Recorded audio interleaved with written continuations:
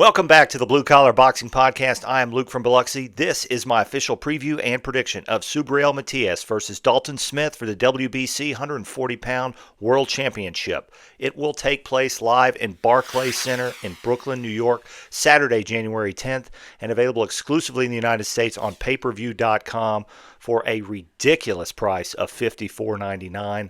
That's for the subject of another video. I've also seen that ticket sales are not doing well either. So not sure that this fight's going to do very well. But nevertheless, it's a big deal for Dalton Smith, who is from Sheffield in the United Kingdom. He is 18-0 with 13 knockouts. He is ranked number 7th in the world by Ring Magazine. He has had a string of pretty good wins, decent wins. His best one is probably back in March of 2024, a knockout of Jose Cepeda with a body shot in the 5th round. That was a very solid win for him. All of his fights have taken place in England, a lot of them in Sheffield proper. He beat Sam Maxwell back in 2023. His most recent win was in April of 2025. He fought twice in 25. He beat Germain with a unanimous decision. And then he beat Waleed Oiza back in January of 2025, almost exactly a year ago, by first-round knockout. Now, the level of opposition compared to Subriel Matias has not been as good. Subriel Matias, of course, of Puerto Rico. They're hoping for a big Puerto Rican turnout at the Barclays Center on Saturday. Right now, it's not looking that good.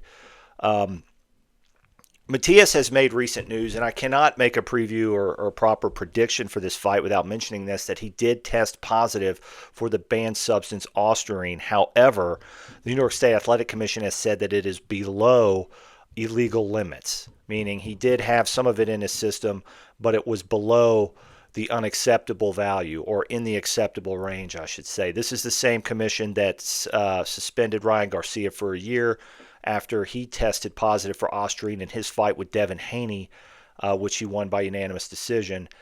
They suspended him for a year, but he had roughly 60 times the amount of the legal limit of ostarine in his system. At least that's per reporting from Dan Rafael. So, look, if you're not incorporating PED usage in your fight picks, you're doing it wrong, okay?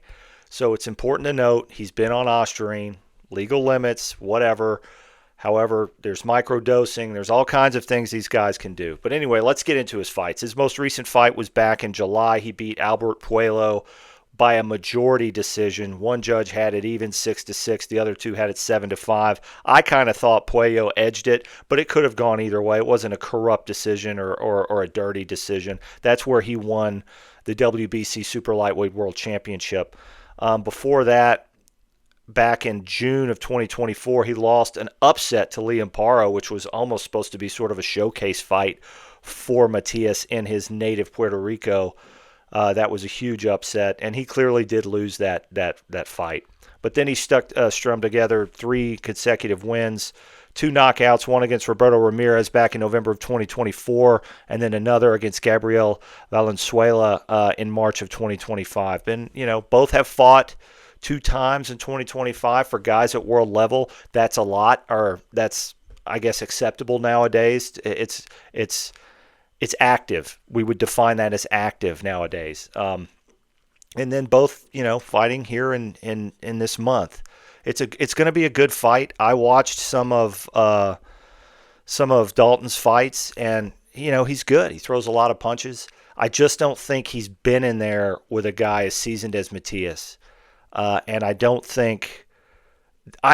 know that this fight should even go because of the ostarine impacts. A lot of guys have been caught using this lately. It helps you get better at everything. And I think the important thing to note is that while it does help you while you're on it, what helps you is the gains that you make while you're on it, and the weight that you lose and the muscle that you gain. And so I am skeptical about what we're going to see on Saturday night.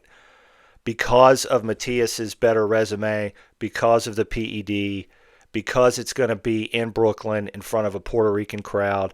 Matias is the home fighter. Dalton coming from across the pond. I've got to go with Subriel Matias by unanimous decision over 12 rounds. Guys, let me know what you think in the comments. I read everyone, and I do my best to respond to everyone. I really appreciate the following that we've built here on Blue Collar Boxing. Give me a follow on X, and I will see you on the next one.